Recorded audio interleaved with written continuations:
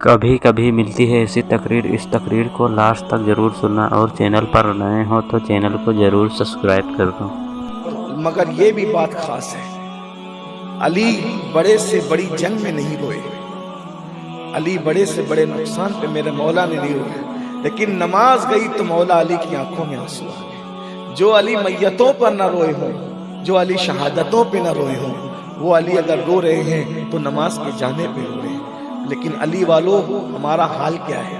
ہماری تو زندگی کی ہر نماز گئی ہے، لیکن رونا تو دور کی بات، کبھی ہمارے ماتھے پہ شکن بھی نہیں آیا۔ نماز کی اہمیت اگر جاننا ہے تو ان بزرگوں سے جاننا۔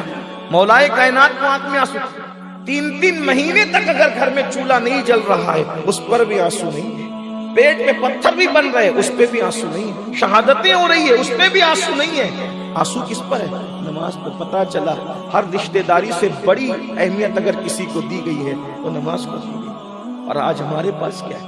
کاروبار میں نقصان ہو جائے تو ہم کہتے ہیں حضرت دعا کیجئے، کاروبار میں نقصان ہو گیا اس کا ازالہ ہو جائے۔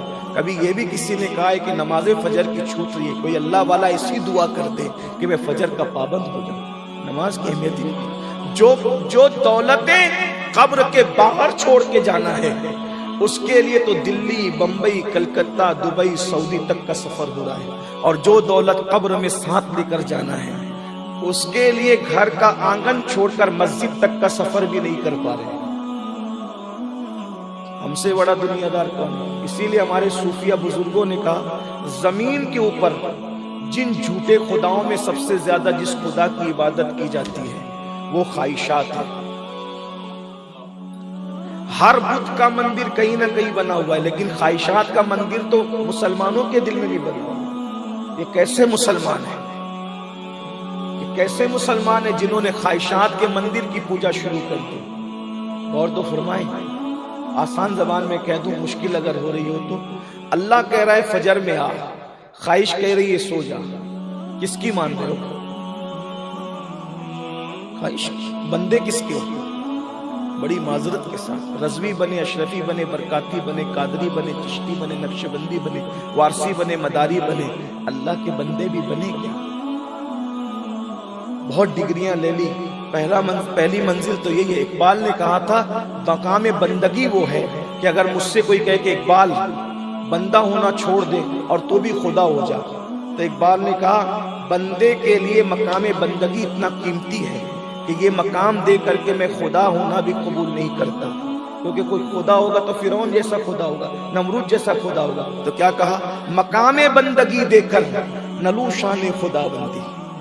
موسیٰ بندے بنے، دریا میں رستے پیدا ہو گئے، اور فرعون خدا بنا، غرق کر دیا۔ ابراہیم علیہ السلام بندے بنے، آگ گلزار ہو گئی، ابراہیم اور نمرود خدا بنا، لنگڑے مچھر سے ہلاک۔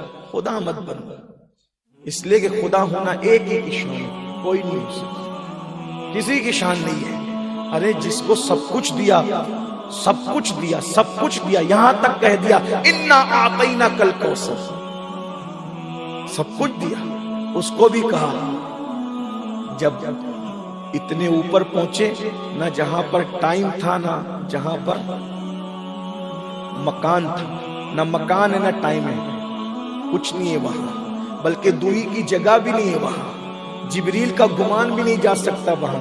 جب محبوب وہاں پہنچے تو اپنے محبوب کو اللہ نے کیا فرمایا؟ رسول نہیں فرمایا، وہاں نبی نہیں فرمایا، کیا فرمایا؟ سبحان الذی اسری بعبدہ، وہاں بھی عبد کہہ کر کے پکارا۔ تو میں اپنی بات سمیٹتے ہوئے عرض کروں، ایسے نبی جس کی شان یہ، جس کا مقام یہ، جس کا مرتبہ یہ کہ مولا علی ان پہ نماز قربان کر رہے ہیں، اور صدیق اکبر ان پہ جان قربان کر رہے ہیں۔ جان سے بڑا فرض ہے ان سے عشق کرنا، اور صدیق وہ ہے جو اس امت کا بڑی عمر لوگوں کا پہلا مسلمان ہے۔ حضور محدث اعظم کے چوچوی رحمت اللہ علیہ ہمارے مرشد فرمایا کرتے تھے، مرتبہ حضرت صدیق کا یہ ہے سید، ہر فضیلت کے وہ جامع ہے نبوت کے سوا۔ نبی کے مصلی پر کھڑے ہونے والا نبی کے بعد پہلا امام، صحابہ کا امام، عاشقوں کا امام، عشق و محبت کا امام سیدنا صدیق اکبر غار ثور کے اندر اپنی جان ان پہ قربان کر رہے ہیں۔ لیکن رسول اللہ نے جب سانپ نے ڈسا تو ان کو جان بھی لوٹائی، ان کو نماز بھی لوٹائی، لیکن مسلک سمجھ میں آ گیا کیا؟ مولا علی نے واری تیری نیند پر نماز، وہ بھی عصر جو سب سے اعلیٰ خطر کی ہے، صدیق بلکہ غار میں جان ان پہ دے چکے، اور حفظ جات و جان فروز و غرر کی ہے، اور تو نے ان کو جان انہیں پھیر دی نماز، پر وہ تو کر چکے تھے جو کرنی بشر کی ہے۔ ثابت ہوا کہ جملہ فرائض فروغ ہیں، اصل الاصول بندگی اس تاجور کی ہے۔ حضور سے عشق کریں، آقا سے محبت کریں، سب سے زیادہ اپنی جان سے زیادہ، اپنی ماں سے زیادہ، اپنے باپ سے زیادہ۔